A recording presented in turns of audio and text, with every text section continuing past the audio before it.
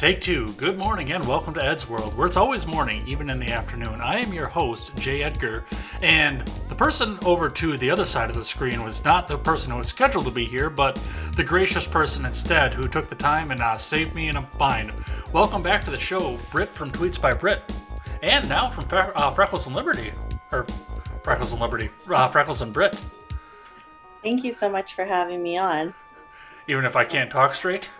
That's okay. I'll let everyone know we are from the Freckles and Britt show now. Me and Freckled Liberty. So. Yeah, I know you were just planning on getting started the last time you were on this channel, and now you've got a few episodes down, and well, it sounds like you're doing pretty well with it as well.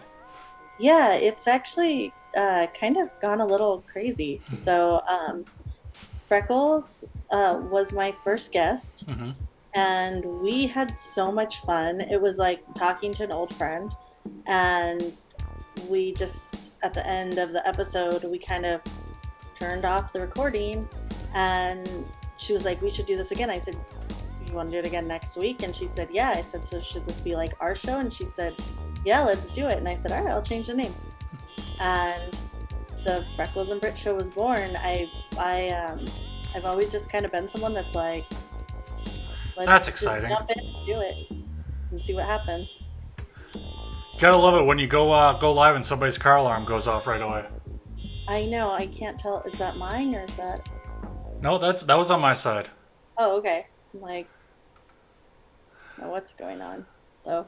Anyway, this is Ed's World. I am Jay Edgar. I'm joined by Britt, old friend of the show and returning guest. We have got a ton to talk about this week, but before we get started, of course, I always start with a little bit of an anecdote, a little bit of what's going on in my life, and a little bit of what I'm seeing here. And I decided that it is time that I go on a diet, because we do have to get a little bit of an appearance going up, and I've been having major heartburn and not being able to sleep. But I've also decided, just on the off chance that our governor gets his head out of his ass at some point here, that I do need to get the hairstyle salons and everything else need to get open, because I need to get a haircut. It's starting to get long. It's starting to get unmanageable here. I mean, I've come out to get the headphones on, found my hair sticking up, getting ready to go, and it's getting to be a mess. And I get curly hair when it gets long and everything. And unfortunately, they've got to get open soon, because at some point here, I'm going to start looking like this again. And that is just craziness. I can't keep doing that anymore. That was circa 2007. You've seen that picture off mic, haven't you? Me? Yeah. I actually can't see the picture right now because Oh, you don't have a monitor up? But I know what picture you're talking about because I have seen it, so. Yeah, I am definitely going to start looking like that at some point if I don't get a haircut soon. So, yeah, we will need to get that going on here, but doing a little bit of weight loss, doing a lot more vegetables. I went on a 4-mile hike yesterday, so that was a lot of fun. My ankles were screaming at me at the end of it, but yeah, it's getting to be about that time. How was your week? My week was good. It's been very crazy. We had our Ladies of Liberty Roundtable this past Friday, and that went really well. And then we had Eric from Rebel with a Cause on our show yesterday, who is always a great guest. I just love talking to him. I love being on his show. Great guy, really knowledgeable. It's just been so crazy. I took my kids to Angeles National Forest this week, and Twitter was they found it very amusing when I posted my traveling papers, which was literally just a pocket constitution. So it's been a big week for us. For me. I don't know who us is. Me and my thoughts, I guess. We do have a full show to talk about this week. As we said before, Adam Kokesh was actually supposed to be over on the other side of the screen this week, but he dropped out at the very last second, so I will be rescheduling him in 2 weeks. And I've got a newcomer coming up next week, so I hope you guys all show our newcomer a little bit of love and maybe make him feel welcome into the podcast realm. I know he's looking to break into it, so I'm hoping that we'll give him the boost that he needs to get an audience here. Looking especially forward to that here. But we have got a ton to get to today. COVID is still on everybody's mind as we go through this here. So we had some argument over the small business fund we got to talk about here. We have got the press briefing that was heard around the world. We'll talk a little bit about what happened there and watch the video so everybody can decide for themselves what happened there. Wisconsin had a protest on the Capitol for the extended shutdown, so we will see what happened there and read some news out of that. AOC called for low-income workers to boycott work, and we'll talk a bit about that. And that's just going to be the first half of the show. Later on, we'll talk about 2020, and we'll listen to the audio of Larry King Live from 1993 when Tara Reid's mother allegedly called into there anonymously. We can't obviously prove that it's her, but enough people have said so. But we'll listen to what that sounded like here. And AOC has aligned herself behind Joe Biden, so we'll talk a bit about that and what that means for the race. On oil and world relations last week, oil prices dropped to below zero for about a day. We talked a bit about it on last week's show, but now we've had a week to process it, so we'll actually look and see what went on with the story and some of the other things that surrounded that after the time. And Kim Jong-un is the Schrodinger's cat of being alive or dead, so we will talk a bit about what's going on with him and what we believe and what we don't believe. It is going to be all of this and more over on Ed's World. But before we get started, make sure you head on over to freedomscoop.com. Freedomscoop.com is your one-stop shop for all of your news and commentary needs. You've got all of my shows on there, including Ed's World and Contemporary. My guest is our newest creator over there right now. So go and check out the Freckles and Britt show over there. We're very pleased to host them over there. You can find The Generational Gap. You can find Stephen Ignoramus. You can find Wyatt Birkenhoff and the R-Rated Conservative. Go check all of them out over there. Check out our merch shop. We've got new stuff to be added here. And now that we've got a new show, we'll have new merch for the new show as well. And it's going to be great. We are streaming live right now to YouTube, DLive, Twitch, Facebook, and Periscope. So come and check us out on one of those platforms. And if you can't catch us live, you can catch us on demand on YouTube and over on BitChute.com. Or you can catch us on the audio platforms, iTunes, Stitcher, and Google Play. Remember, if you're on iTunes, leave us that 5-star rating and a good review. That helps us move up the charts. After the lengthy introduction, it's time to find out more about our guest. Now, you were here fairly recently, but now you've, of course, had a lot change in your world as well. But before you get started, why don't you tell us a bit about yourself? My name is Britt. I'm on Twitter at Tweets by Britt. Literally my whole life is on there. I mostly tweet about whatever I find funny, politics, and type 1 diabetes. I recently started the Freckles and Britt show, which drops every Monday on YouTube, Spotify, Apple Podcasts, all the podcast stations. So that's been really fun. Right now I'm just staying at home and trying on my jeans once a week to make sure that they're going to fit when we get out of world timeout. So Well, the last time you were on the show, we mentioned this before. You had not started a show yet, but you had your Anchor FM space set aside. You had a title for it already. But that all seems to have changed. So I know you told a little bit of the story, but why don't you go back a little bit further and tell us why you decided to get into the alternative media to begin with? well, I initially had I've always wanted to be in broadcasting and radio since I was a kid. You can hear my kids in the background; they're swimming. Um, I've always wanted to do it, but I'm kind of shy. I didn't know if I was smart enough or if I was entertaining enough. And once I kind of stepped into the political Twitter arena back in August of 2019, as my voice seemed to grow and my confidence was built, I decided, you know what, I think I'm going to give this podcast situation a try. And so I just decided to go from there. I've just always been someone that's like, you know, I'm going to try this and then I'll just keep failing at it until it works, because at least then I'll know where the mistakes are and I can fix it. It's just usually an issue of getting my confidence up.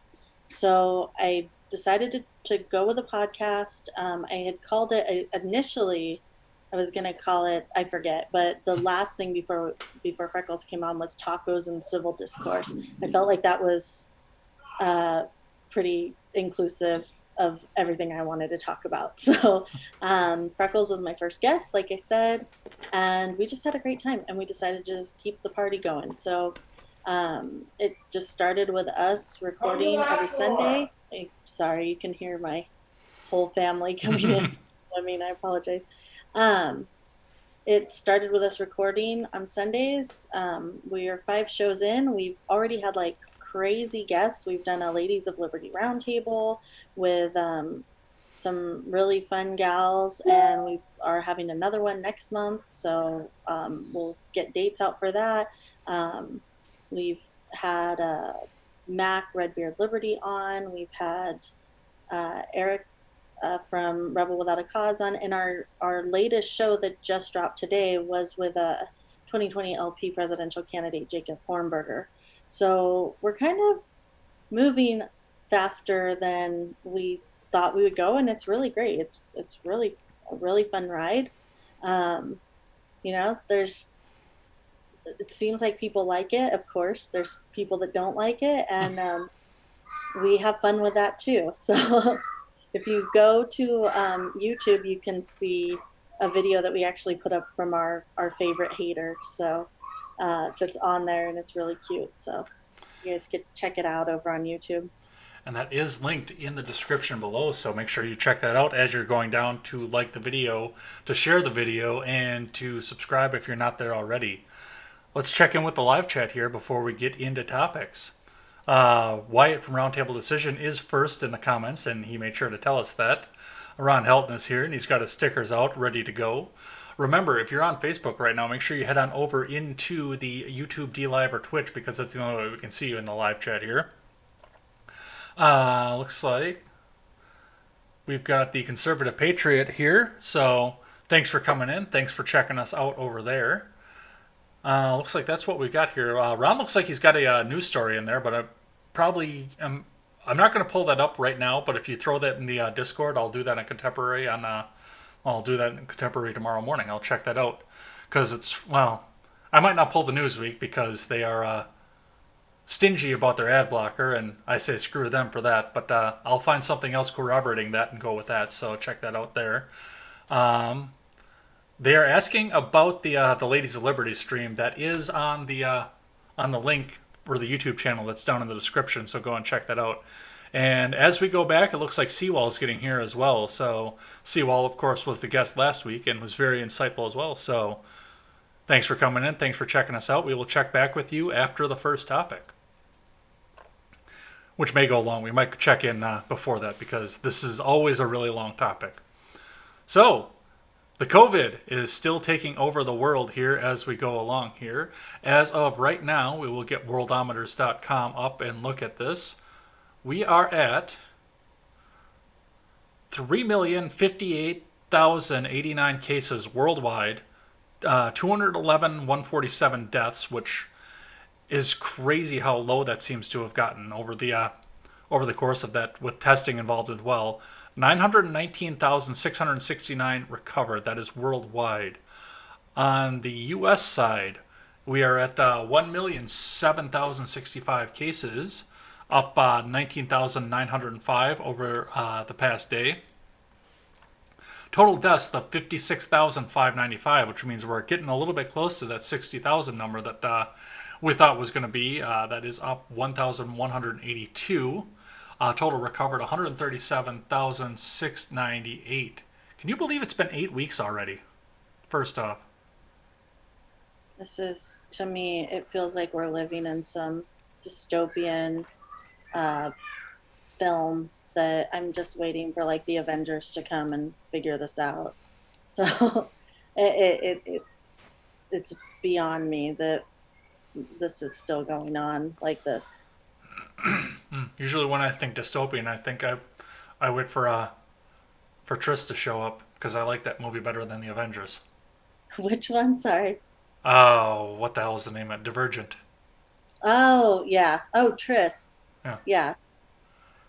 I that would probably work too. And any it's just crazy to me. I can't believe that this is still going on, and that every time we get close to opening up, they it's just amazing. They keep finding something new to keep us home, and um, that's that's actually not the amazing part. What's amazing is that people are actually like, oh, okay, well, I guess that's true because the news said it.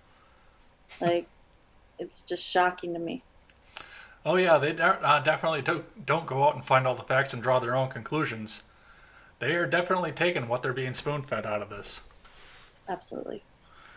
What's amazing to me though too is it is you're not hearing about these numbers as much on the news anymore as you were.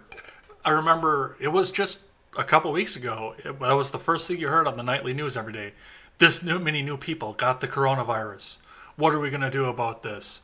This many new people died. Every one of these deaths is on Trump's hands. What are we going to do about this? And now it's just, you don't hear about that anymore. Well, I think after a while, you don't have to display the numbers once you have the fear instilled in people. I'm sure your viewers will let me know if I'm right or wrong on this, but something that I just kind of noticed offhand is this seems to be a very specific tactic that happens over and over again. We saw it in the 80s with HIV and AIDS, where they would put up the numbers and they would show how many people had them, and they would constantly warn us about HIV and AIDS. And I'm not saying that it's the same as COVID-19, but if you mention that enough times, then that's what's on the forefront of people's mind, and that's what they start to fear. Um, we did the same thing with breast cancer, where you put the numbers up enough times, you get it in front of people's face enough times, and that's where the research money goes to, is towards breast cancer. Again, I'm not saying it's good, bad, or indifferent, um, but it takes the focus off of, maybe other kinds of cancers, other things like that. And it could be used for good like that, or it could be used for something like we do it all the time with gun statistics. Every single time that there's a shooting, we put up the numbers. What we don't see a lot of times is those numbers in context with anything else. We don't see the number of deaths in context with similar death outcomes, or even similar or even different death outcomes. We just put up these numbers no matter what the context is. We keep putting them in front of people's faces. We scare them enough that they're willing to give up their rights or give up their money or whatever we need them, the whatever they want them to give up. That's what people are willing to do. If you scare them enough and keep showing them the same thing over and over, that's really all they can focus on. I mean, I I don't think I've gone one day in 8 weeks without thinking about COVID-19. Yeah, it is kind of sad, and I mean, when you go out and you can't go out to that restaurant or anything like that too. I mean, I try on Sundays. I really definitely try because I don't work on the show stuff on Sunday at all. I just try and go out and, like I say, I'll go and do a hike or something out in nature, or just some kind of exercise out there, and I try not to think about it. But I my starting point for my hike was near a little restaurant. It was a trail that runs across the highway from the restaurant, and I just thought to myself, usually when I used to drive by this restaurant at this time of the day, it was packed, and now the only cars that are in the parking lot are the staff because it's takeout only. Yeah. So everything is around you to remind you of the fact that yes, this is still a part of our lives and is going to be a part of our lives possibly forever at this point. Um, yeah, and it's it's sad. It's sad. It doesn't change things. It I mean, this COVID has changed a lot of things, but I think putting it in perspective with other illnesses, other diseases, other ways that people, things that people live through and people die from. Hold on one moment. Sorry.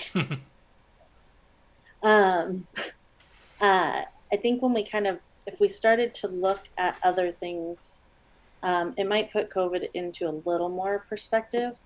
Right now, it's hard because if you look at the flu numbers, it shows that they've all dropped to zero. If you look at heart attack or strokes, they're dropping dramatically.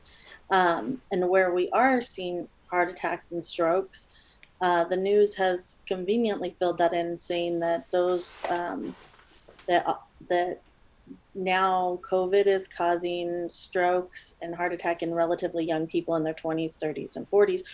Of course, there's no hard numbers, which makes me wonder why they're saying that this is something that is relatively common, but they have no numbers. If I believe if they had those numbers and it was a big number, they would put it up there. It would be the first thing that you would see. You would see that exact number. They would give you the tally. They're not. Um, if I'm really skeptical about everything that's going on surrounding COVID right now. So I just, Well, you know I just, who's not skeptical of it right now? The mainstream media, because they're going to jump on everything that they can to try and make everything look as bad. Excuse me, as bad as it possibly can. yeah. I mean, it's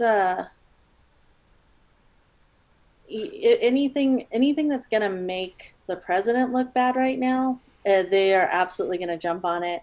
I think everybody that knows me uh, and follows me on Twitter or watches the Freckles and Brit show, they know that I'm not like a Donald Trump supporter. They know I'm a sometimes Trumper, but it's really pretty obvious right now that anything that he says they're trying to jump on. I mean, there's a video of Nancy Pelosi when all of this started down in Chinatown telling people to come down to Chinatown. It's safe, it's fine, be with people.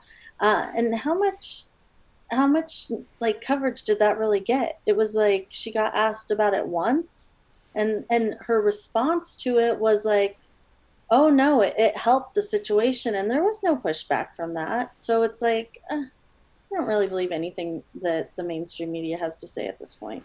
Well, don't you remember too that AOC said that people weren't eating at Chinese food restaurants anymore, and that was racist. Yeah, and I would say to that it's racist for her to assume that uh, everybody that works at a Chinese restaurant is is not American. So if you're in America, no matter what restaurant you go into, I would assume the people that are there are Americans. And but I guess AOC doesn't think that. So I've worked deep into the restaurant industry, and I wouldn't assume that anymore. well, I'm not gonna. You know what I'm I saying? I no, I have no clue what you're saying. Like I said, what I said is that I assume if you're working anywhere at a restaurant in America, in the United States, you are an American city or United States citizen. So, and I also even just leaving that point aside, were people really not eating at Chinese restaurants because they were afraid of getting COVID-19, or were they not eating at a lot of restaurants because they were afraid of getting COVID-19? Or was that just complete BS that she just pulled, out of thin air because that's what she does? Because I mean, Judging by her, it was probably just complete BS. I mean, that to me is just ridiculous. I don't know. We had Chinese food like literally the first day that we were in lockdown. It didn't even cross my mind not to eat there. Like it would not even cross my mind. The fact that it crossed hers makes me wonder really, about how she thinks of people, how she thinks of her fellow Americans. Is she dividing them in her mind by their race? And because I don't. It wouldn't even cross my mind, and it just strikes me as odd that that's the first thing that she goes to. Well, I wanted to go back to where we were started when this conversation was because you had said yes, they are trying to do everything they can to try and make the president look that bad. And I've got a video here from the press conference heard around the world. And I played this on Contemporary because I wanted people to draw their own conclusions from this, not just the worst possible conclusion that MSNBC could put out there. But this is the actual quote from the president as to what he said about the disinfectant and the light inside the body. And then I do have something else to mention that, again, I talked about on Contemporary this morning. because of that. So let's listen to what this sounded like. Get that queued up, and here we go. In some other way. And I think you said you're going to test that too. Sounds interesting. Get the right folks who could. Right, and then I see the disinfectant where it knocks it out in a minute, 1 minute. And is there a way we can do something like that by injection inside or almost a cleaning? Because you see it gets on the lungs and it does a tremendous number of the lungs. So it'd be interesting to check that. So that you're going to have to use medical doctors with. But it sounds interesting to me. So we'll see. But the whole concept of the light, the way it kills it in 1 minute, that's pretty powerful. So that was the actual quote, but of course we saw Twitter start to trend and say that he said that everybody on Trump's corner should go and take a bleach injection, I believe was what was going on there. Or no, it was Lysol injection and then drink bleach. Yeah, I mean, I think there was a lot of, I think there was a lot more from leftist Twitter. There was some BS on both sides there. So, and uh, what it, the first time I heard that, what I thought he was talking about was like UV disinfectant. That's what I thought he was talking about. I didn't think he was, I know that he was talking about, Lysol and other things on surfaces, but when he was talking about inside the lungs, what I assumed he was talking about was if there was some sort of UV light that could do that. Which again, maybe that sounds just as crazy, but I could also, if I wasn't a medical doctor, I could see asking that. The other thing that I've noticed about Donald Trump is that he will say what's on his mind. He doesn't really hold back. And he does.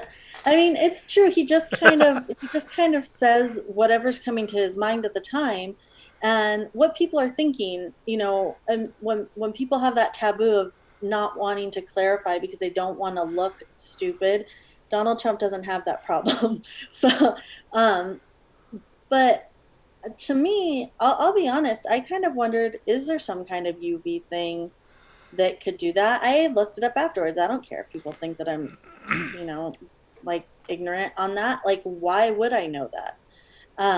The other thing though about that is, and I don't know if you have the clip, but later on he went on to say that he was being sarcastic. He doesn't look like he's being sarcastic. He looks like he's questioning it and kind of like grappling with it in a light way. So, but for people to jump on it and say like, oh, he was talking about drinking bleach or drinking Lysol, like they're just, it's just, there's just so much BS right now. It's just like it's like almost like if somebody came to me and said the president said this, I would automatically think they're lying. Like I would automatically have to go and look up what he said because I just think that they just lie. Like they could literally tell me that Donald Trump said, "Oh, the sky is blue," and I would go and be like, "What did he really say?" Like I just don't I don't believe anything that anybody on the left says about the president at all whatsoever, because they're never honest about it. Well, I gotta wonder too how much money that S.C. Johnson came out and gave to the mainstream media is because you notice he never said anything about Lysol or Clorox in there, but that was the one that the mainstream media came running out to say was Lysol and Clorox. They said those ones specifically.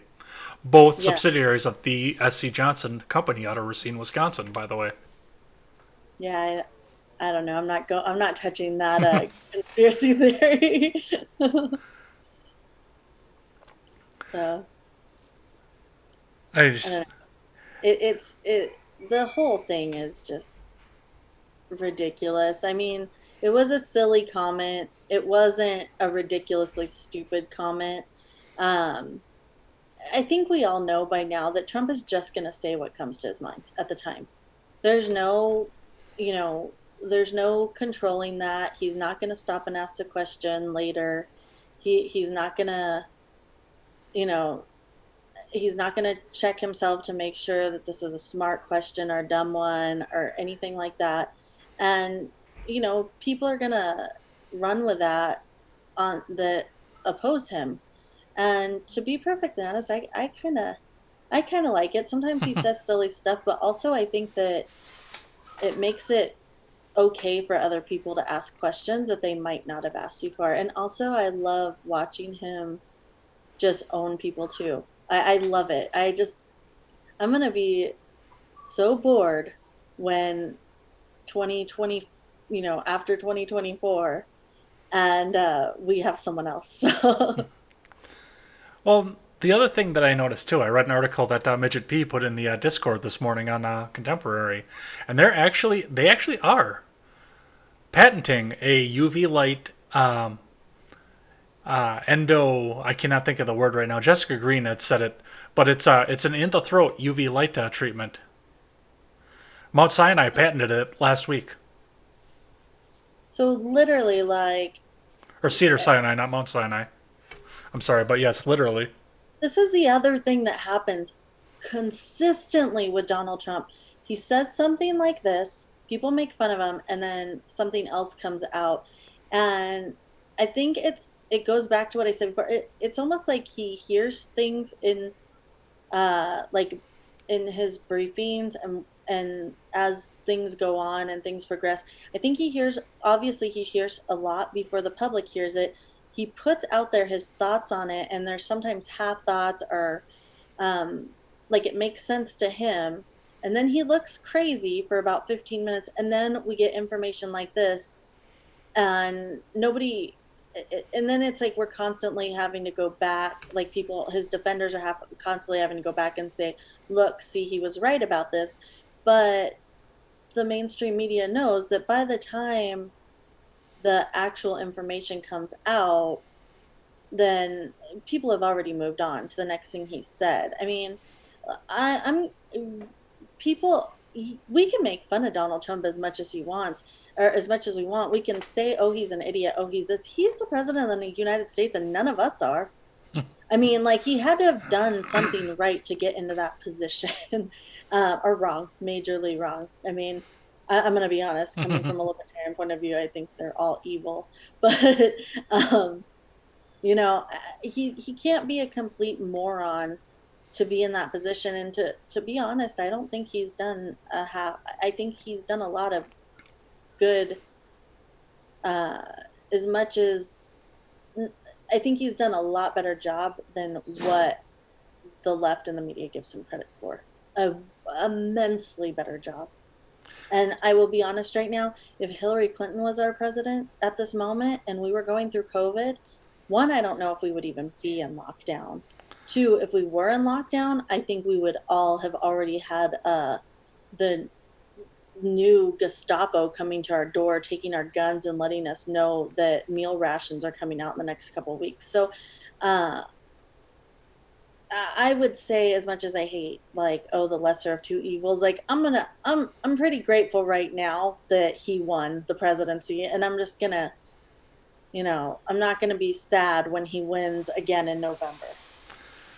So Well, one of the things that he has done right, of course, now is that he has signed into law a new bill that puts more money into the coffers for the small business paycheck protection program. Because, as Seawall and I talked about last week, that ran out of money, and the Democrats blocked the initial bill that was supposed to go to refund that. Now, as of the time that the Democrats were blocking it last week, it was a clean bill to add $250 billion to the Paycheck Protection Fund. The final bill that had come out has increased that volume up to $414 billion and includes money for hospitals, which, okay, I can accept that, but also includes money for funding diversity programs and a host of other pork that was put along into this here. So, what do you think about this new $414 billion that we just spent in our country? yeah, I didn't want any of it spent. I would just, um, I have a new plan, and I think that this might actually work. It's a little simplified, um, but here it is. Let me lay it out for you. Give us our fucking money back.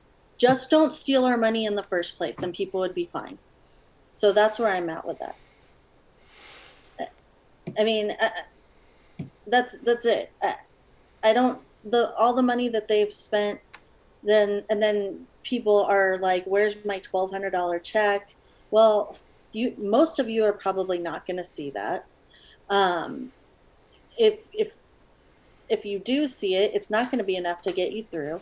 There's we will consistently be told why we have to stay on lockdown until we fight our way out of it, and money is going to keep being given to the wrong people, the wrong businesses, the wrong uh, funds, that whatever who absolutely needs it and doesn't really need it, until we fight our way out of it. That's where I'm at with it. I don't think it's a good idea. I'm not going to think any of it's a good idea. Uh, Well, here's the other thing that you've got to keep in mind as we look forward onto this and everything else that happened for this.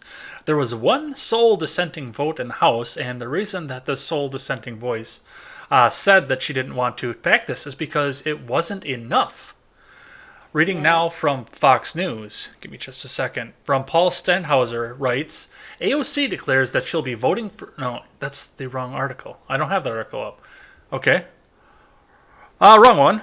Anyway, AOC was the dissenting voice in the vote. She was the only person that voted against it because there wasn't enough money in the plan. You know, I don't even, it's like, I don't even know what to say to that. So she voted the same way that I would have voted on it for the wrong reason. I everything about her makes me angry. She's not qualified to be where she's at. She is, I mean, she's, I guess I have to say it. Well, people voted her in. It's the same thing I have to say about Trump. She has to have done something right or wrong, whatever. Um, but of course she did. Of course that's her view. She's like it. She has to keep up this ideal of like, we need more socialism, and she has to keep up this Bernie light BS, because she is about to bend over for Joe Biden. Like, that's just, or she already did. Yeah, we'll um be talking about that later on yeah, the show. I'll wait for that, but like, come on, because there's not enough money that's, being stolen from our future generations. Okay, sorry, AOC, whatever. So the other big piece of news that was on the political side of this, on the federal side at least, is the fact that Trump has now officially suspended immigration completely for a period of 60 days. And of course, this brought out left wing Twitter to tell us how this is it. He's showing how racist he is and how much he hates brown people. Take it away. I am. I'm thinking. I'm. Which I wish before they tweeted. Um, okay, so I don't think what he's doing is racist. I happen to be someone that is very pro immigration. I actually, after speaking with Jacob Hornberger this week, I think I'm even more pro immigration. Um,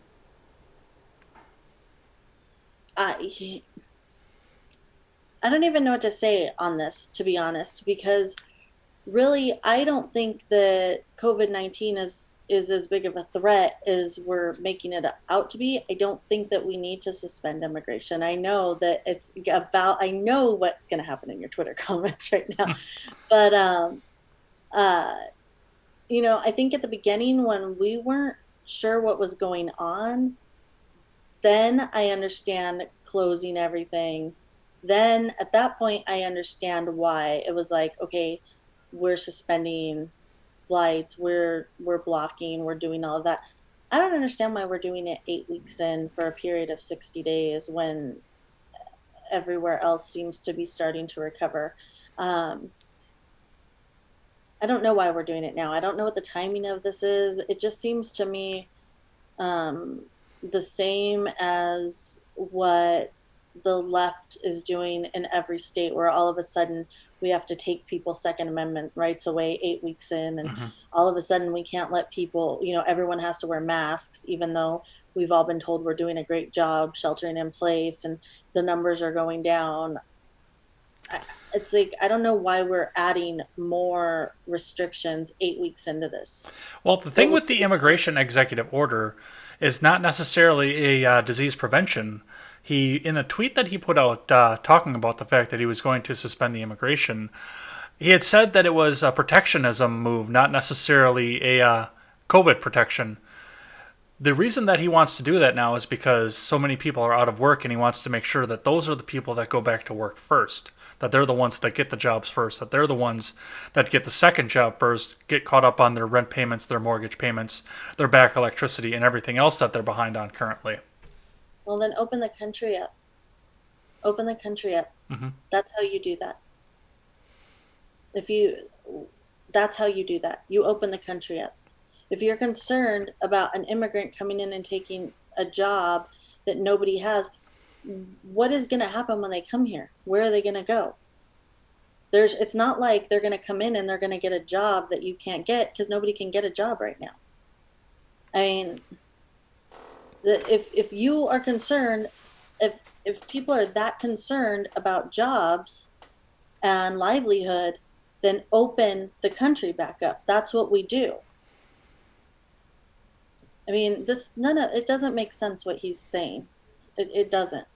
I get it, but the same solution, the the same solution to everything on the right and the same solution to everything on the left, no matter what the issue is, they're always the same solution. It's like, close the border, take away guns. How are either one of those going to stop COVID? How are they going to do it 8 weeks in? Like I said, I don't think this is for the stopping the COVID. I think it's to make I sure that, know, but yeah. then what is it? Then if COVID is the main thing that we're worried about right now, then why are we worried about this other thing? Because if we don't have any jobs, if COVID is shutting down the country, then there's no economy for these people to get a job in anyways.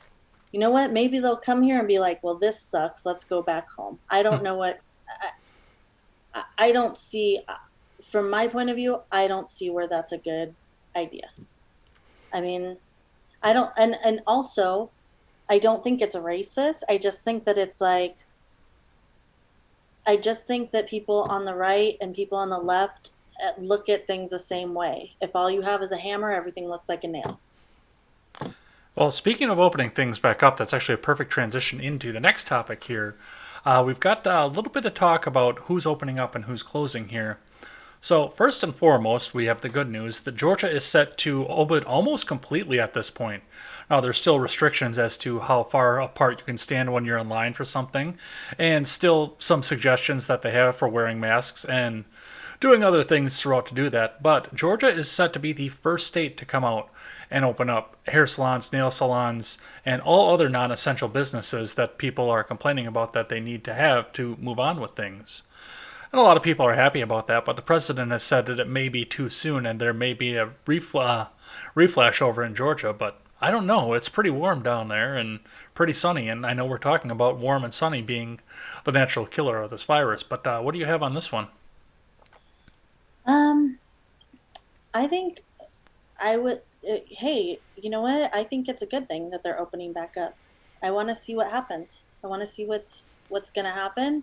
Um, I think people are smart enough that they're still going to take precautions, and we're going to find out if it's going to, if there's going to be, um, if rates are going to rise of COVID or not. I mean, eventually we were going to have to open up states and the countries anyways. I don't like that the goalpost has been moved at all. I think that Georgia's doing the right thing.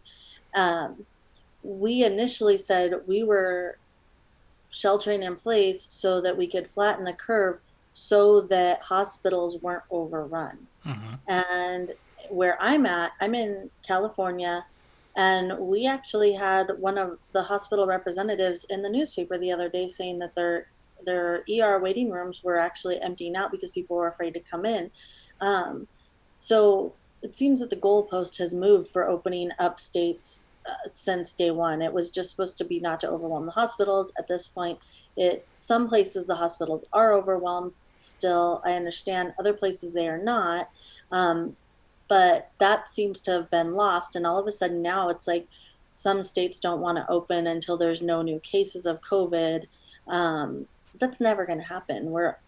I think we're going to have to accept the fact that we're going to have COVID. Um, and I think Georgia is doing the right thing. It's their state. I'm not from that state. I don't understand their economy there. I don't understand um, how people's lives work in that state. I don't it's not, I'm not an expert on that. They are an expert on that. Uh, the people that live there, and I think that if that's what they want to do, I think that they should. Well, on the opposite end of that, of course, Wisconsin has held a protest on Friday, and I actually do have an article for that one, and it's the right article this time, on what happened over here in Wisconsin, because we had our shutdown extended now to May 26th. This is from NBC News from Adam Edelman, Shaquille Brewster, and Carol Eggers, which I don't understand why they have 3 people writing an article, but they do. Madison, Wisconsin, thousands of protesters assembled on the state capitol here Friday, expressing loud opposition to the extended stay-at-home order put in place by Democratic Governor Tony Evers due to the coronavirus pandemic. The anti-government protest, that wasn't an anti-government protest, but in Madison was organized by a tapestry of online groups, including a group of Wisconsin business owners, as well as several right-wing Facebook groups like Wisconsinites Against Excessive Quarantines. Bob Tarantino, the leader of the group Business Owners, who helped plan the Madison rally, said his goal was to bring attention to the fact that Wisconsin's small businesses are suffering unbelievable financial harm. It's the kind of harm you may never recover from, he told NBC News in an email. Protests against stay-at-home orders in various states have attracted a wide range of fringe activists and ardent Trump supporters. I love how they frame that there. NBC News reported earlier this week present at the protests in Madison on Friday were anti-abortion activists, as well as people carrying pro-Trump signs. According to local media reports, Facebook took down the event page for the protest Thursday because the event did not meet the guidelines the social media platform had provided for events calling for protests of stay-at-home orders. From what I understood, and I know a few people that drove by the Capitol throughout the day, there were thousands of people on the square, and that's not a big square. But for the most part, they were continuing to keep their social distance 6 feet apart and have their signs up for protests there. But I'm pretty stoked to see this, and I do hope that something comes out of this. But I don't know if you read anything about this at all. A little bit. I kind of glanced over it. It seems to be happening in California too, which is making me. I'm glad. I'm glad to see it. I'm glad to see people are standing up and fighting for their rights. We have the right to peacefully assemble. They do not have the right to make healthy people stay in their house that have committed no crime. So I'm glad that people are fighting that. I think it's ridiculous that we're having to have these protests and do these things, but we've enjoyed a long time of pretty consistent, not having our freedoms infringed on so much that it's noticeable. And it looks to me like the boiling water has got hot enough for the frog to hop out, and hopefully it's not, too late for that. So, you know what, Wisconsin, listen to your constituents, listen to your people, or more of them are going to be out there next time. That's, Well, and I mean, around here too, I know that right in the beginning, one of the bars in the small town that I grew up near, they decided they were going to stay open. They were going to, lock the door and make it look like they were closed. But, this is small town too. This is where everybody gathers.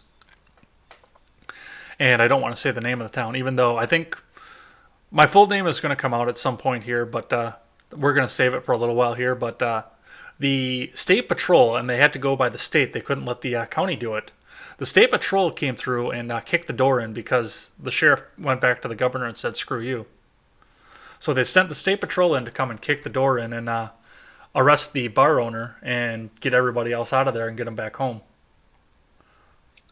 I think we are going to see a lot of lawsuits against states and local governments in 2022, 20, starting now, 2021, 2022. I think the next couple of years we are going to see a lot of lawsuits. Um, and we should. I mean, I think that as citizens, we need to fight in every way that we can to make sure that our freedoms aren't just completely trampled, because we're seeing it. We're seeing it every single day that, you know, the Constitution was not given to us by the government. The Constitution was put in place because those are our God given rights. And we put the government on notice with those rights so that we wouldn't have tyranny and dictatorships.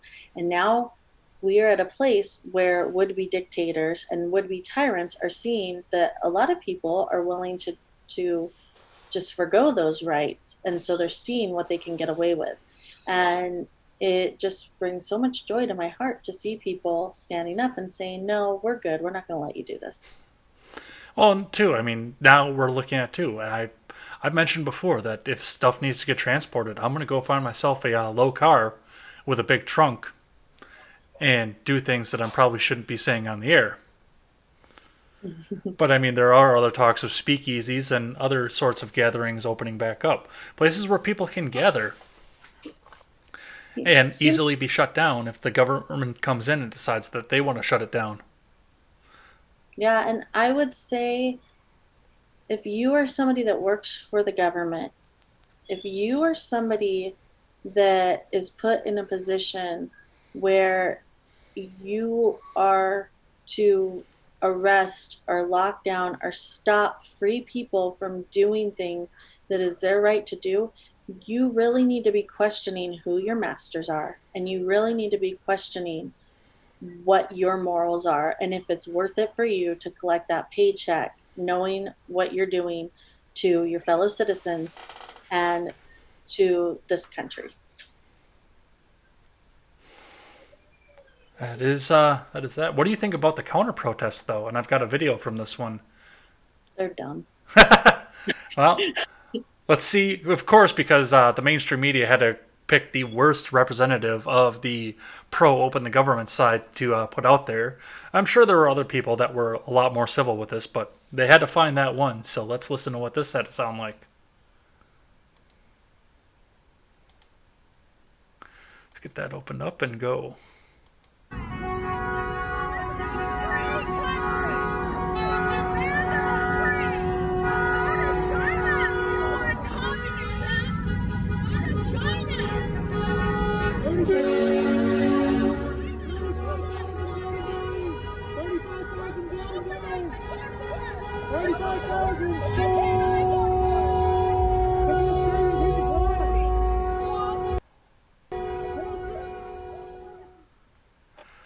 So that was that.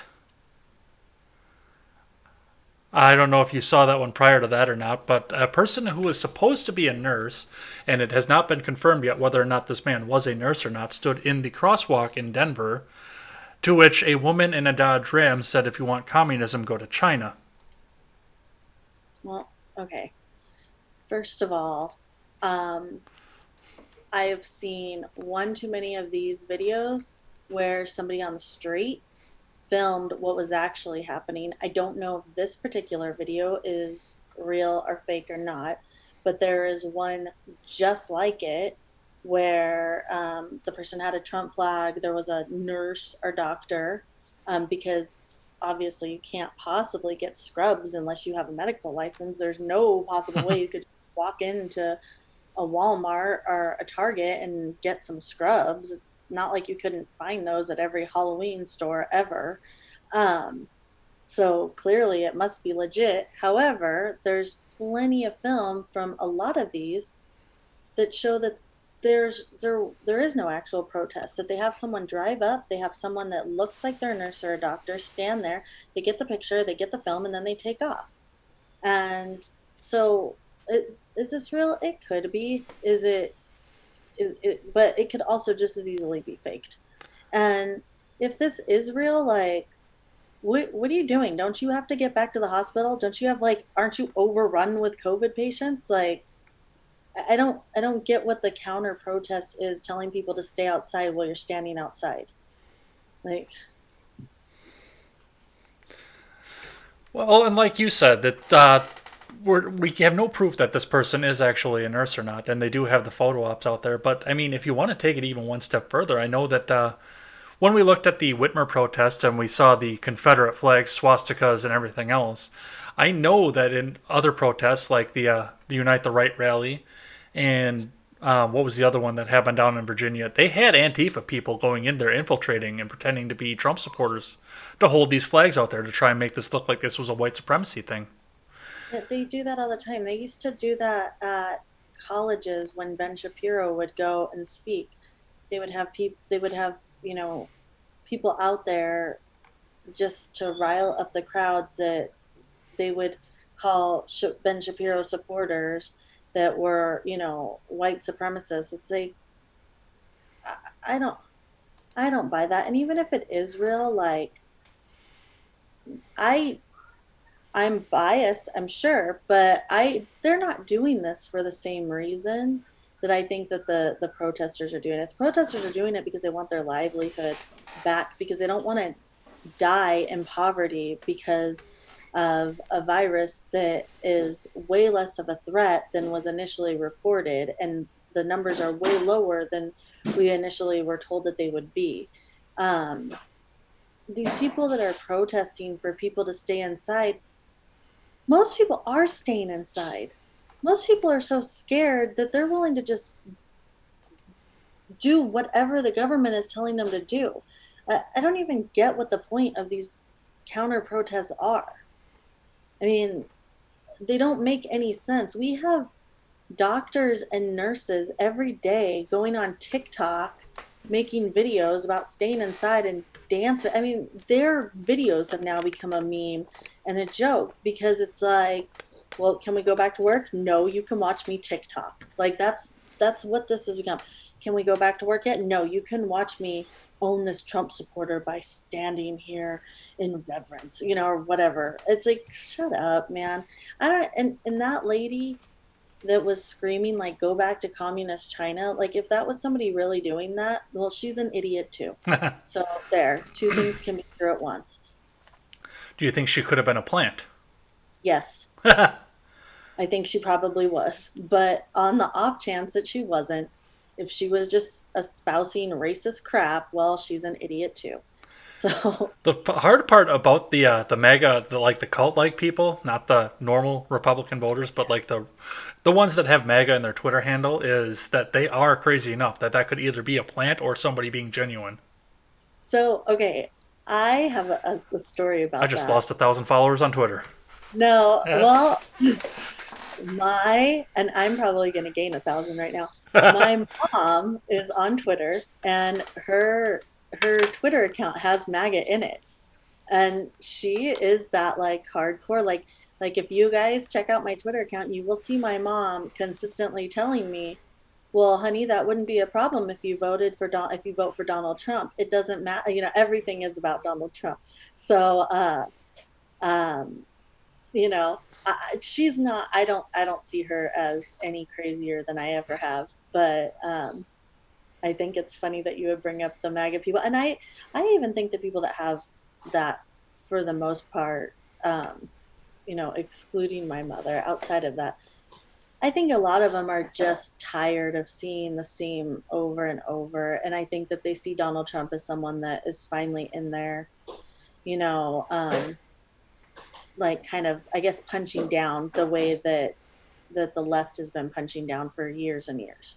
So, I mean, it's all it's if you social media right now is such a dumpster fire, no matter It where you're is.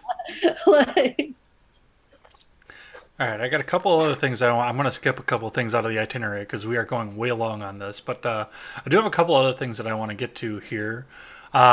First thing that I want to get to is I want to briefly touch on the snitch hotline because it is shut down.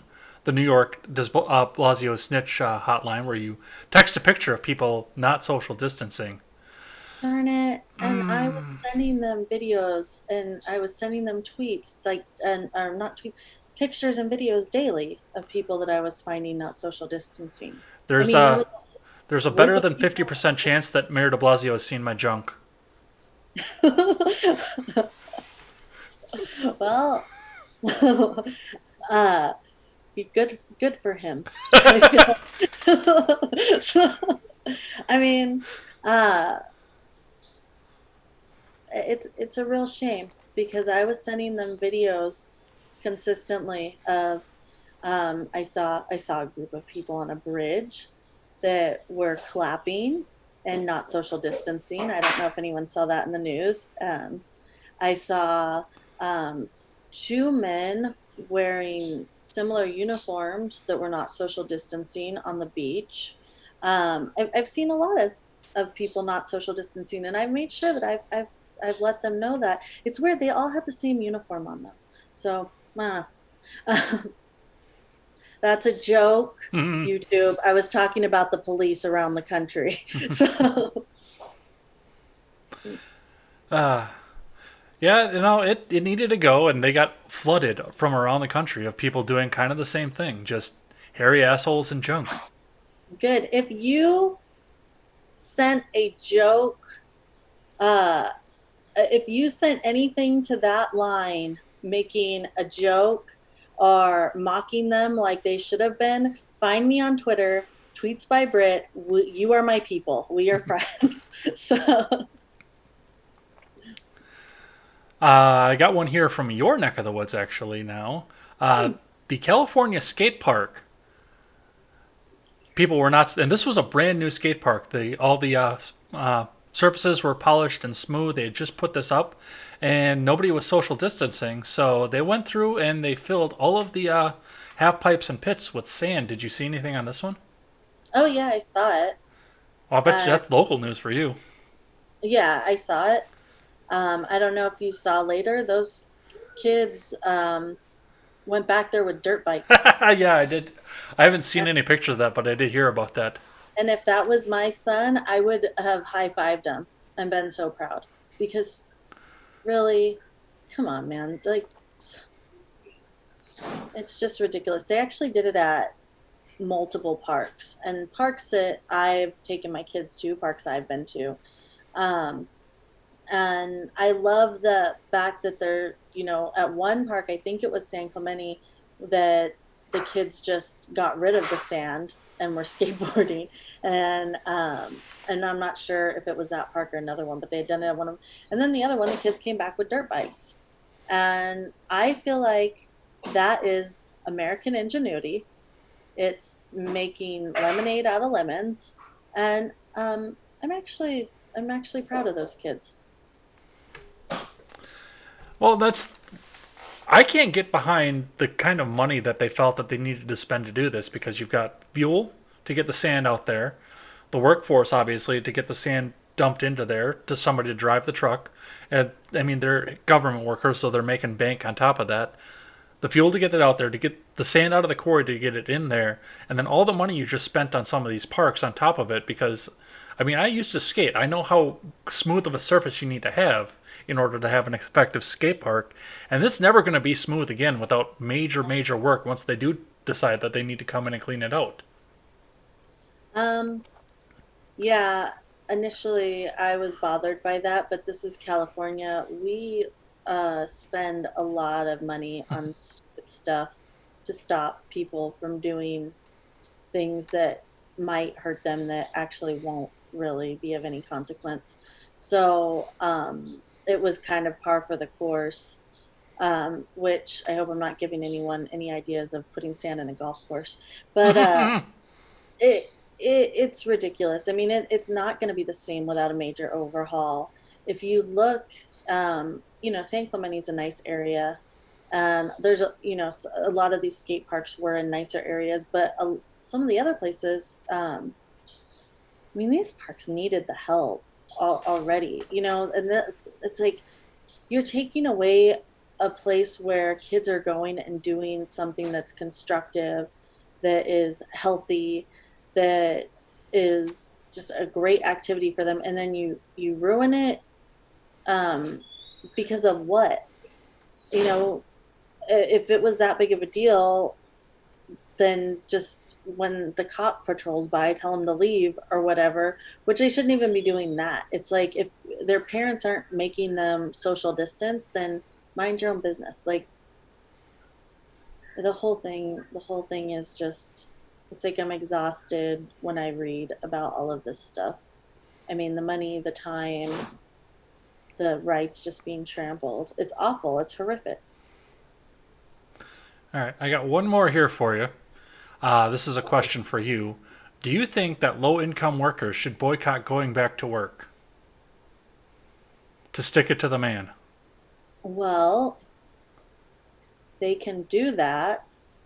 Um, but I think they're also going to have to thank Trump for his immigration 60-day ban. uh, isn't that most of the low income workers that would boycott this, aren't they in the same lot that would say it's racist to keep people from coming into the country to take jobs? I mean, seems like, I don't Well, know. Do I think they should boycott? I think they can do whatever they want. If you don't want to go back to work, fine, don't go back to work. Someone else will take your job. and that's exactly Like, where I was getting because this past week, New York 14 Congresswoman Alexandria Ocasio Cortez called for a boycott on returning to work from low income workers because nobody should be making money off the backs of people who aren't making enough money. what? It doesn't even make any sense. Then give up your paycheck, you idiot. Like, nobody should make money off of people that aren't making enough money. Like, the most people that have low income job, are like, that make a minimum wage or make a low amount, it's because they don't have the skill set required to make more money. And those jobs, this is a, it's like we keep doing this, like it's like they, no matter what the issue is, they always put it back to whatever the issue's always been for them, whatever cause they're always trying to push. Listen, if you work at the 99-cent store and you're making, I don't even know what minimum wage is now, Oh, but oh, by you, it's got to be like $55 an hour. yeah, I've seen the cost of living in California. think it's 170K a year, what it is. But if you are working a job like that sucks, and let me tell you, I know it sucks because at 18, I worked at the 99-cent store. I made minimum wage. Actually, I made 12 cents more than minimum wage. And I could I could barely pay my bills. It was awful. You know what I did? I worked my way out of that situation. In fact, almost everyone I worked with at that time at that store, uh, have all worked their way out of that situation, except for a couple of people. And you know what? Those people were lazy when they worked at that store. They're lazy now. And I get it. A lot of people, it's hard to get yourself out of those situations, or you have kids or you have other things, but it goes back to something that I've said consistently, that I always say, because I grew up in a situation where people didn't plan for things in life, and people were just hoping it would work out, and it doesn't always pan out that way. And so you have to plan when you're in that situation. And I would say, I'm speaking now to younger people 16, 17, 18, 19, 20. Do what you have to do to get out of that situation. Don't accept that the government's going to come in and help you. Don't You can go and you can boycott and hope that someone else is going to take care of your problem for you, or you can work harder and you can get yourself out of that situation. I promise you, you can get yourself out of that situation. I've, I've, I am, I've been there. I've done that. I've had a paycheck that was $240 every 2 weeks with a car payment, and not sure how I was going to pay any of my other bills. And it's really hard and it's really scary, because sometimes you're like, I'm going to have to work even harder, and it's already really hard. Um, Oh, I've had a but paycheck bounce before. That's a scary one. yeah, I actually worked for a very large financial institution who uh, who I cashed my check and they took it back out. My last paycheck, they took it back out of my account when I quit, even though I had earned that money, Hmm. and basically told me, "What are you going to do about it?" And so it's scary and it's hard. And you have to keep working and you have to find a way, because those jobs are not meant for you to be there for the rest of your life. Those jobs are there because they're a business. They have things that they have to pay, they have overhead, they have people that they need to do these jobs that don't take a whole lot of skill. And the whole point of them is to be a temporary situation. That's why they have so much turnover. And I know this sounds harsh. I know what it sounds like. Um, but it's not meant, a minimum wage job is not meant to be a career. Hmm. I mean, if we're going to keep if we're going to keep bringing this problem up, then we have to keep saying the same answer no matter what. No matter if there's COVID, no matter if, how the economy is doing, a minimum wage job is not meant to be a career. And people have to have that mindset. There's always going to be people that are never going to get past that, but it does not help. It does not help to put people in that mindset and tell them that they can make a career out of that. You just need to be paid more money by someone else. That is not the solution to the problem. The solution to the problem is to change your frame of mind and change your mindset to realize that this is not a career. This is not a long-term situation. This is something that you're doing now while you're figuring out your next step to better yourself. And I I don't know how else to I don't know how else to think about that, because that's what I had to do. That's just, I mean, I wish I had a better answer. All you can do is like figure out a better way. And you can't just keep saying, the government needs to pay us more. The government needs to pay us while we're in COVID, or the government needs to pay us because this is really hard and we don't have the skill set. Like, there's always a reason why you could ask the government to pay you. What you should be saying, what you should be asking the government is, why are you taking so much money out of my paycheck every week when most of us don't even have, when 70% of Americans don't have any savings at all? Hmm. Why are you taking the money in the first place? Because people need to get paid, apparently. Who? I mean, who? What program? I mean, there's always some program, there's always something else, there's always something Hmm. that's, you know that the government needs to take care of, and they're the ones that are causing the problem. It's consistent. I think with that, we're going to call it on the COVID section of this here because we are overtime. You've got a hard out, and we've got a horribly neglected live chat over here. So let's go back to Seawall showed up right as we were going here. Okay. Looks like Ron was on Wyatt's stream earlier today, so there was a thanks for there. Let's see, what else do we have? Dystopian Nightmare, I like that. The live is not boring. I don't know what's going on there. Okay, Ron Helton says, my life's not changed much here in Okie Land. I have to order my feed through a window at the feed store now. Keep your distance. And Ron Helton raises chickens, so that's why he's getting feed for. Then he also says there's always a new disease to scare the public into thinking that the government will save us. Government is the problem. I agree. Sewell says I've had COVID-19 on the mind since late January. Get on my paranoia level. No. Apparently, Jake has got an offer from Freedom Scoop out here. Next YouTube subscriber gets a free J. Edgar t-shirt from freedomscoop.com for being the 200th subscriber, which means I'll I be must right have back. picked up two today. I think I'm already subscribed. Yeah, yeah, I was at 197 earlier, so I must have picked up two today. Hey, you know what? I hear that you're not like big time though until you have at least 700 subs. Yeah, 736. So Sewell says a lot of the cooking staff for Chinese restaurants are Hispanic. That's kind of where I was going with that earlier. I didn't pick up on that at all. Sewell says the Democrats never stopped being the party of racism and Jim Crow. They just changed the tactics and language a little bit. Yep. There are UV blood light treatments that have existed since the 40s. They've lost prominence due to more effective antibiotics and this antivirals coming out. Thank you for that. Also, in '97, there were tests of atomized hydrogen peroxide inhaled to disinfect the lungs and bloodstream. So that would be your disinfectants. Jake says we've got John on RRC's pod and Britt on J. Edgar's. It's like a freedom fest. Yeah, we've done a lot of crossover today, or this past week. Oh, that's weird. Jake says I got my Trump bucks. I spent most of it on gift cards to friends of mine's businesses who are shut down. That's a good way to do it. Seawall's Trump bucks are going to a house. And Can I just say really quick something? Sorry. go ahead.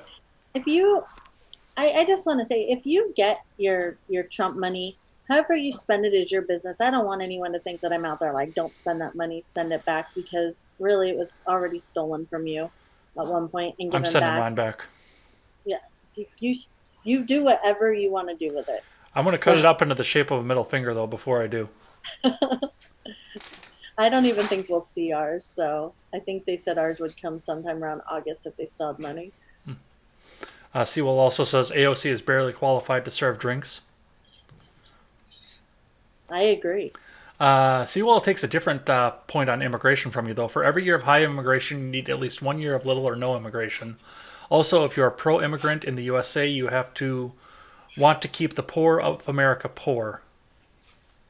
I disagree. In fact, I would say, Sewell, you should come on our show and we'll talk about it.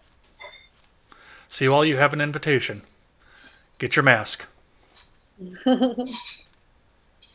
He doesn't like being. He can't be on camera, I guess, physically. So he's always disguised. Oh, good. That would be even more. Yeah, you are absolutely welcome to come on. I'm sure we have more that we agree on than disagree on. But I'm really interested. I'd like to talk to you more about that. Immigrants are often willing to work under worse conditions and for less pay, often illegally, and send a good chunk of it home, thus removing that money from our economy and leading to long-term issues. That is exactly why the left wants to allow illegal immigration into this country. That's exactly why the left is not pushing for everybody to be a citizen, because the left likes to utilize that low income, that willing to work for whatever. And I see it firsthand. I live in Los Angeles. The left loves illegal immigrants because the left can exploit illegal immigration and illegal immigrants. And then I've got a question for you specifically. Jake from Freedom Scoop says, Britt, would you rather spend 48 hours locked in a box with AOC or catch coronavirus from Joe Biden sniffing your hair? I would take AOC. I think I could at least entertain myself with that. So Joe Biden's, I don't know. Helton says the sheriff should have stayed there and prevented any interference. Arrest the highway patrol for tyranny. Harvey McLeod is here. Harvey. Watch coverage of how everyone went to the beach this weekend and the comments, oh my lord, there are people calling them idiots. They're selfish. How dare they? My friends on Facebook, people I know, are like, how could they do this? Like, stay in your house then. No one's dragging you to the beach and coughing on you. Stay at home. Ron says the media did a good job of scaring everybody into Stupidville. Wow, we have got a lot here. My God. Harvey is almost positive she got the COVID in November. And then, yes, she said the same thing you did. If you're feeling at risk, stay at home. Let those that leave assume the risk. They're selfish for expecting everyone to keep you safe. I also have something to say on that really quick, and I'm not going to defend myself at all. I'm just going to say it. I think it's selfish of all of us to stay at home because, except for in movies, in real life, most of the time, the way to weaken a virus is to get it to spread through the population and have it filter out. and some people die, and that is sad, and that is a harsh reality. But what we're doing by sheltering in place is continuing to keep this virus active in society. We are also making sure that kids aren't being exposed to this virus when we're told over and over and over that they are not having the harsh reactions that adults are, which means kids can carry this, build up an immunity to it, and it can be filtered out of our society, or it can be something that we get like the flu every year where it's like, okay, it's COVID season and it's not as dangerous for the next generation as it is for ours. But we are in extremely like we are self-focused in American society and in the world right now, more than I think we ever have been. And so we're looking out for ourselves right now, as opposed to thinking about the long-term consequences of us keeping this virus active and strong in society. And I'm not defending that. That's just my point of view, and I'm done. So, Harvey McLeod says, remember when that lady called the cops on that family for illegally using charcoal and saying she overreacted? yeah. And called a racist and doctor or doxter? I wonder if anyone's talking about or taking that hotline seriously remembers that. I remember her. The Karen that I remember that. There's memes about her, right? Yes. Yeah. Wyatt says, some intern saw my junk. Jake's got a quote from Biden, says, we need to stop punching down and start punching fruit because I like to drink shoes. I once had a sandal named Jack. Fried pickles are for milkmen. That, I'm guessing that's a stump speech. Yeah. That's literally a Joe Biden stump speech. So, Jake says $15 an hour puts you in the top 1% of world income earners. it's true. Let's see. Ron says food service should not be considered a career unless you're a chef, manager, or owner. And I'm not telling people how to live their lives either. If that's what you want for your career, fine. But I'm not going to fund it. McConnell wants to know when the show feed is. I don't know when that is. Oh, the Ladies of Liberty, or is talking about something else? No, he wants to know when we're going to show our feet. Oh, It's a running meme through everything. Oh,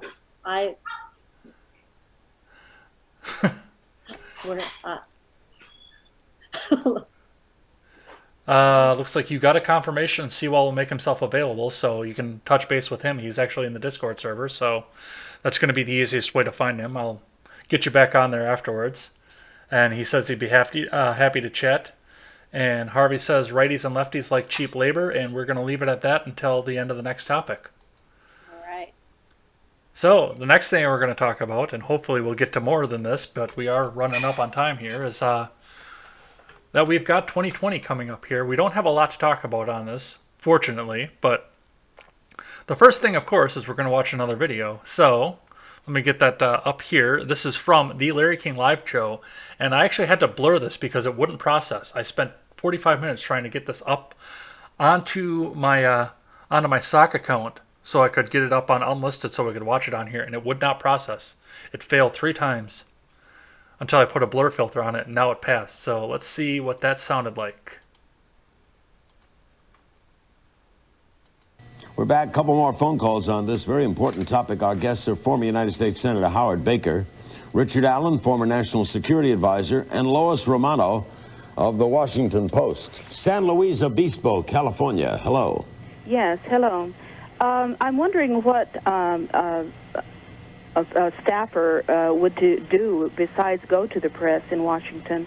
My daughter has just left there after working for a prominent senator and could not get through with her problems at all. And the only thing she could have done was go to the press, and she chose not to do it out of respect for him. Or she had a story to tell, but out of respect for the person she worked for, she didn't tell it. That's true. Well, now, but these are the people who do come to the Lois Romanos, right? The staff worker who says, I want to let you know about what's going on, either with my boss or the guy down the hall. And a lot of these people have a sense of obligation. They feel that this public official should be accountable if it's something wrong. They're whistleblowers to the press. Exactly. All right, so that was the Larry King Live Show from, whoops, hit the wrong button, from August 11th of 1993. So, have you seen this clip before today? No, but I've read about it. So, Uh, this puts a gigantic Tara Reid sized hole in Joe Biden's argument that he has no idea what's going on here because records show, I mean, this was an anonymous call, but records show that Tara Reid's mother lived in this area and he was one of the prominent senators for Delaware at the time. Now, of course, this doesn't pass reasonable doubt, and of course, I don't believe in going back after 20 or 30-year-old allegations, and that causes them the same. But this I think made life difficult for old Biden. um, Biden is lucky that he is going to have the cover of the press for this.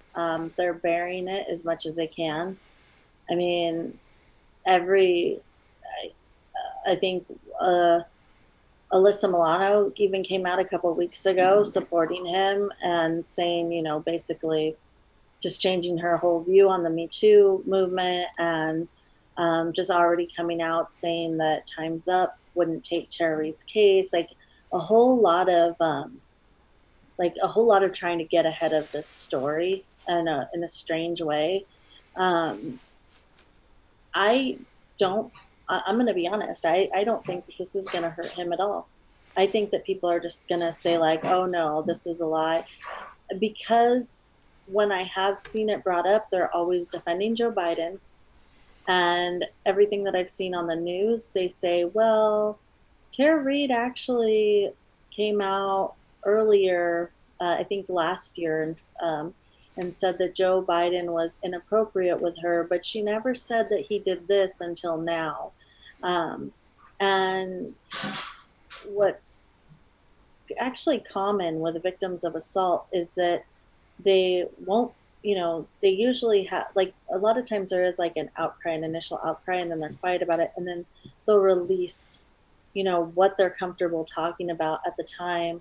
And especially one of the things that to me is really telling is if Tara Reid gave some details about this and then was able to come out about the rest of it later, it really confirms what that call says, where the mother says, well, my daughter knows, my daughter, this happened to my daughter, but out of respect, she doesn't want to, go to the authorities. She doesn't, it seems like she didn't, that this had happened. It was an assault if it did happen.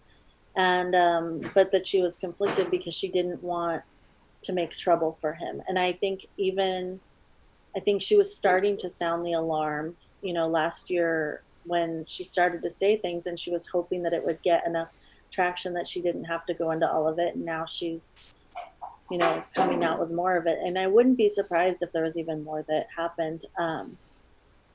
So I think she's credible. It seems credible to me. I think I believe her, and I don't think that it's going to hurt Joe Biden at all because I think people believe what they want to believe. Well, And they go are ahead. going. They're going to the extra mile, though. Like I said, make sure that this is covered up. I found this today, and I had to do extensive searching to do it. But like I said, once I tried to re-up it, because when I put video clips on this on for Ed's World, I use a sock account. I don't use one that's associated with this. I put them up as unlisted, and I uploaded this 3 times, and it wouldn't process. It told me it failed to process 3 times. And then when I put the blur filter on it, then it finally processed on it. But, I mean, once is a glitch. 3 times is a conspiracy. And also, it's worth noting that this episode, the August 11th episode, has disappeared from the Google Play Store. Now, the episode was never available to view on the Google Play Store, but it was there as a placeholder in case that it ever became available through Google Play. And now it is not. They go directly from August 10th to August 12th.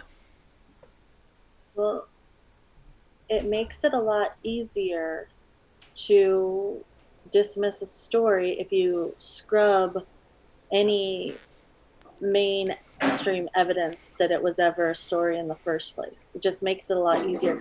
So if it does come out in certain places, you can go, okay, but there's nowhere credible that's really like airing this, and we don't know if it's been doctored, and why isn't it on mainstream news. And that's kind of the cyclical lie that gets pushed all the time is if this was real news, it would be on mainstream news. But mainstream news hides what they don't want to be news. So um, it, it's like a self-fulfilling prophecy constantly. And I could see, you not being able to upload that without that filter. I mean, come on, there's nothing in there that's explicit. There's no reason why it shouldn't be able to be uploaded. I'm wondering if you had uploaded a different Larry King video with a similar setting and background, how many times it would have taken you to try and load it. I would have had to go and figure that out manually there, but because of the Yeah. emergency that happened there and the fact that we had to go on an hour early, I didn't get Yeah. the chance to try that out. So I would be interested if you're able to do it, let me know. I guarantee I mean I can't guarantee, but I would be willing to bet dollars that you're not gonna have that much trouble with, say, a clip of Larry King on the phone with Katy Perry or just something random. all right, and then the last thing that I have on this before we go into the questions here is the article I tried to read earlier on in the show and realized it was the wrong one here from Fox News from where's the author on there? Paul Steinhauser. Alexandria Ocasio-Cortez, the progressive firebrand from New York City, is definitively backing presumptive Democratic nominee Joe Biden White House bid. In November, I'm going to be voting for Joe Biden. That's what I'm going to be doing, the freshman congresswoman said Wednesday night in an appearance with the Bronx-based rapper and actor Fat Joe. I've been saying this whole time that we've got to support the Democratic nominee, Ocasio-Cortez explained. This is the time I'm saying it declarative like this. So everybody of prominence at this point has got behind Biden. Of course they have. I mean, he's that's who was gonna be there. That's who was running this whole time. I mean, I don't know that there was doubt that it was going to be anyone else. I know a lot of people are like, "Oh, Bernie had a shot." Bernie never had a shot. Oh, they still Man, think he has a shot. Have you seen on Twitter the fact that comeback no, Bernie is trending? nobody that nobody in politics, nobody in Washington, nobody in the establishment thinks that Bernie has a shot because they already know the outcome of what's going on. No, Bernie bros think Bernie has a shot. And if there was an outside chance, if Bernie had a real shot, then I think AOC would still be backing him. Well, to be So, fair, blue hats on Twitter still think that Yang has a shot. yeah, I, I, I, I don't even, I never thought Andrew Yang had, when Ben Shapiro said Andrew Yang, had Andrew Yang on his show and said like, oh, you might be, you kind of seem like a libertarian. Then I was like, Andrew Yang has no shot. First of all, he's he's commie like the rest of them. But like the fact that like Ben Shapiro said that I was like, oh well, this is the death knell right there. Oh, Ben Because Shapiro believes that Ben Shapiro is a libertarian too. You have to keep yeah, in I mind. know. I know. But so yeah, I mean, Bernie has no chance. There's no. It's the whole. This whole thing was supposed to be Biden. I think when I was on before, I can't remember, but I think I said Biden then. But then you asked me another way, and I said, "Oh, okay, Bernie." I forget you had asked me two ways, and I know one I had said Biden, and the other one I had said Bernie. Um, but yeah, I don't know. She's anything she has to say. I take it with a grain of salt. All right. Well, I have changed the 3 questions for 2020 watch here. Oh gosh. So, first question is who do you think right now, and I actually put a Twitter poll up on this too, but who do you think right now is the most likely Democratic VP candidate coming up? Mm, oh gosh. The most likely, And I it sounds funny because she just trashed him. I think it's Kamala Harris. I You mean, think? I think that's probably where it's going to go. Joe Biden said I don't remember his exact words. What I read, what came across to me is, I'm going to make sure a woman is second place. So um, I know that, I know he plans on picking a woman. So I'm going to say Kamala Harris. Okay. And Now, maybe Klobuchar. I don't know if he'd be willing to do that, but now the next question is going to be: if you bring back all of the 27 that ran for president this year, who, if you had to pick one of them, would you think would be the best president out of all the 27 that ran on the Democrat ticket? um, no, I know. I think a lot of people are expecting me to say Tulsi Gabbard, and I think she's a super villain. So I think she's honest. I think she believes in her principles, and I think her principles are starkly different from mine. So I would have to say Amy Klobuchar because I don't think that um, some of I think she seems kind of decent, but I also think that she's kind of a pushover. So um, it would be easy to get for the right to get what they need from her. I think it'd be easier than anyone else. All right. That's why. The last question is going to be: out of any politician anywhere in the country for any office that you know of, who do you think Joe Biden should choose as his vice presidential running mate? Who does Britt choose if she's Joe Biden's advisor? Any politician in the country's at play. Mm, even people that have ran and never actually made it to politics. Yeah, if you can defend their reasoning. Well, if it was me and I could pick anyone, I would pick Austin Peterson because I'm hoping Joe Biden, is taken out and then he's our president and then he leaves us alone, and that seems like a good enough reason. So, but yeah, that's. I mean, I don't I think. didn't specify party, so yeah, that's fair game. All right, let's check in with the live chat here. And I think we're going to skip one topic and go to the last topic on this, but let's have a look here. McConnell says we can say no. He's the one that had the feet docs up here. Harvey McLeod says Google's removing this from the search engines to the Larry King episode. Try looking for this on YouTube. Well, I found it on YouTube, but it took some digging. Wyatt says it doesn't exist, and Harvey says doesn't exist.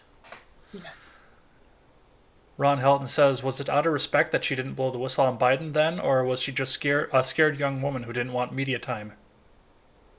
I think that it was probably more that she was a scared young woman that didn't want media time, and I think her mother was the reason her mother called was part of that. But I think in 1993, politics and how people viewed being in the media was very, very different, and I think that was also right around the same time as Monica Lewinsky. Like, women did not do well speaking up for themselves in 1993 when they were sexually assaulted by a politician. Especially a Democrat one.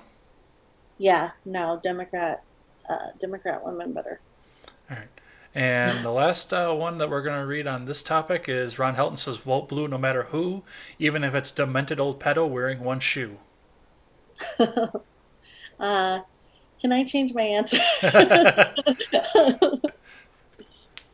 All right, let's move on to the last topic we're going to cover. We're going to skip the oil price one because Seawall and I actually did a fairly good job of looking over that, and I know you've got a hard out here.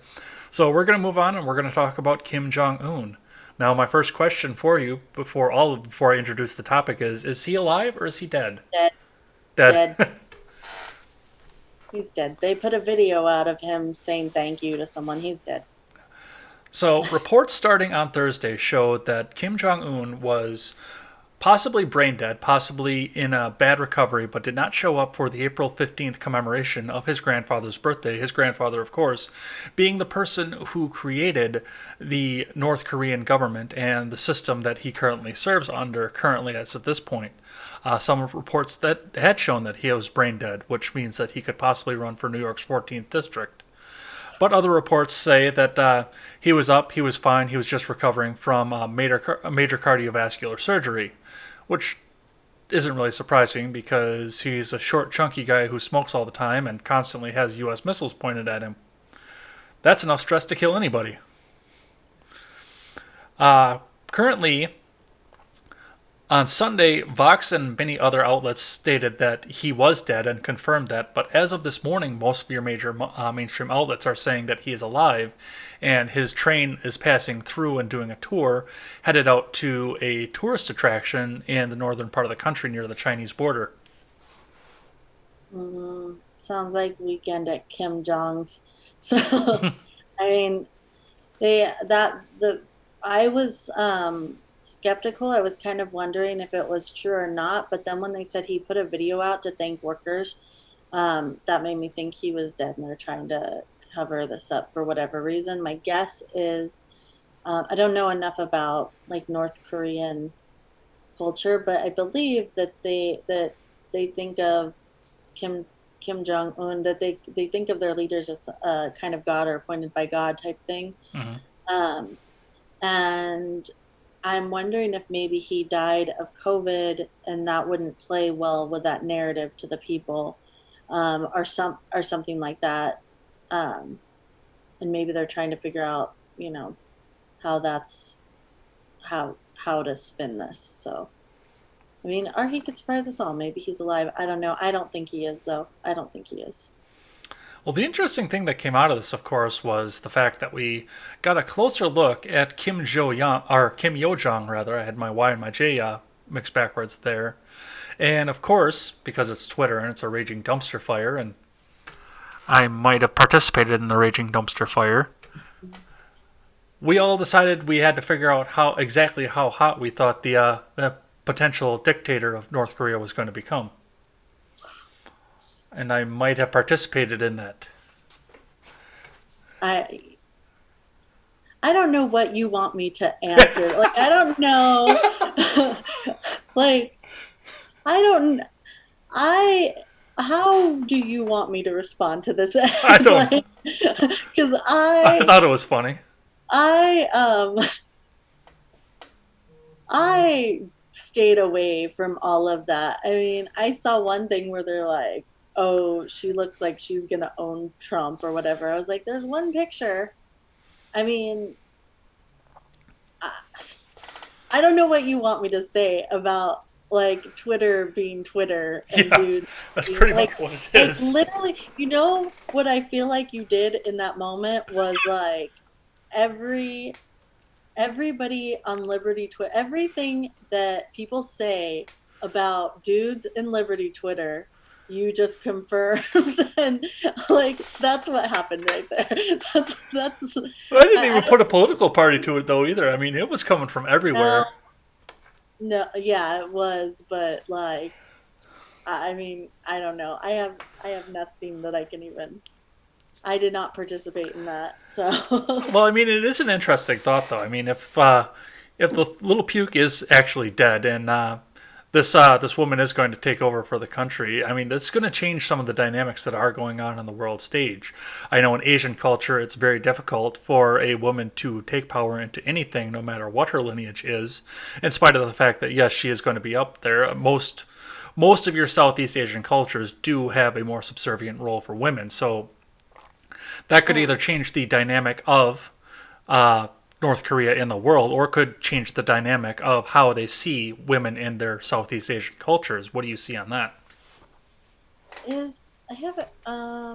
Taiwan, isn't there, is it their president or their leader? She's a female, right?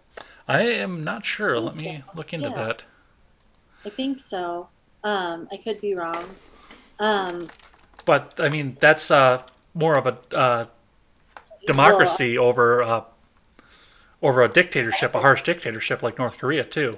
and it might change things. I also think that I have to be honest, I don't really know, because sometimes women that come into power, they have something to prove, rightly. Hmm.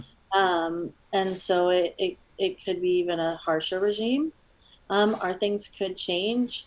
Uh, it's really, it's, I think it's going to be interesting to watch. I would rather not speculate, because I really know nothing about this woman other than the fact that she grew up in North Korea under that regime. And a, I think it's going to be a shock to a lot of people. But I mean, I think some people were somewhat semi prepared that she would probably take over at some point. So You are correct, might by the way. have It's to. Tsai Ing-wen is the president of Taiwan. Looks like a 43-ish year old woman. Yeah. And you know, also just something to note, Taiwan actually is having one of the better COVID outcomes, and they also have shown a lot of democracy and giving people a lot of freedom during this whole COVID crisis. In fact, Taiwan is showing to be, maybe someone that we should look to a little more in purchasing and doing business with, as an alternative to China, who has consistently tried to oppress Taiwan. So, and not to get into all of that, because I know I have like 3 minutes. But yeah, I think we're gonna have to kind of wait and see. All right.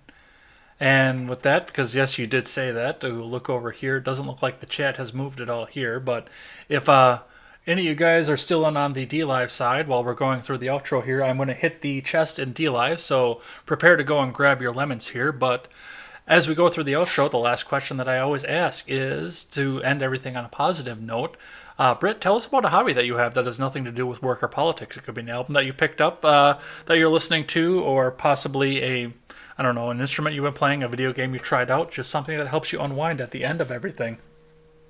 Um, the last 8 weeks, I've been day drinking heavily. So yeah, I would say drinking. That's my new hobby. Do you have a particular cocktail that you enjoy? Um, I, I do. I actually, if anyone saw the Ladies of Liberty Roundtable, I like sparkling wine in a can, but I also drink margaritas. And just if we are in lockdown much longer, I'm going to be mainlining tequila. So Ooh. yeah, that. Last time I did tequila, I wound up getting arrested. So I try not to do that anymore. But with that, we are going to head on out of here. I want to thank everybody for coming by and keeping us honest in the live chat, keeping us talking here. If you want to finish the conversation with me, you can find me in several links below, but my primary one to find me is going to be over on Twitter. That is at EdsBlog Twitter with the one in place of the I. If you want to finish the conversation with my guest, you can find her over on the Freedom Scoop Media Group, or tell us where they can find you otherwise. You can find me on Twitter at Tweets by Britt. You can also find me. You can find my shows on YouTube, The Freckles and Britt Show. They drop every Monday. Our podcast is also on Spotify, Apple Podcasts, Google Podcasts, and Listen Notes. And we're also on the Freedom Scoop now. And go over there and check that out. The YouTube link and the Twitter link are down in the description below. And thank you for everybody for coming and checking us out. Hit that like and subscribe button if you haven't already. We'll look to see if somebody got to take advantage of that t-shirt offer there to see if we hit 200. So that'll be kind of excited. I've been looking forward to that. Still haven't hit that 736, but we will get there. And if you... Objectively. If you are just catching up with us now, you can catch us back on demand over on YouTube or over on BitChute.com as well. Or you can pick us up on the audio platforms as well, iTunes, Stitcher, and Google Play. Remember, if you're over on iTunes, leave us that 5-star rating and a good review. That helps us move up the charts, and it helps us overcome Apple's algorithms. And lastly, as we have all mentioned, Britt and I are both members of the Freedom Scoop Media Group. Head on over there, check us out if you are interested in writing for a freedom of speech platform. We are looking for writers right now. We only check for grammar and capitalization and spelling, so you can write about whatever you want. We'll get you some topics if we think that we need to get you helped along here, but we'd love to hear from you here, so send me an email at blogtwitter@gmail.com and check us out over there. Check out all the back catalog for Freckles and Britt, all the back catalog for Ed's World, The Generational Gap, Wyatt Birkenhoff, Stephen Ignoramus, and the R-Rated Conservative. We're all over there. We're all ready to make commentary for you. Lastly, on this show, the last thing we always say is never take the words of bloggers, podcasters, or journalists as gospel. Find all the facts and draw your own conclusions. Britt, why don't you give us a last word and send us out of here? Stay kind to each other. Stay free. Thank you, everybody. Take care and have a great night.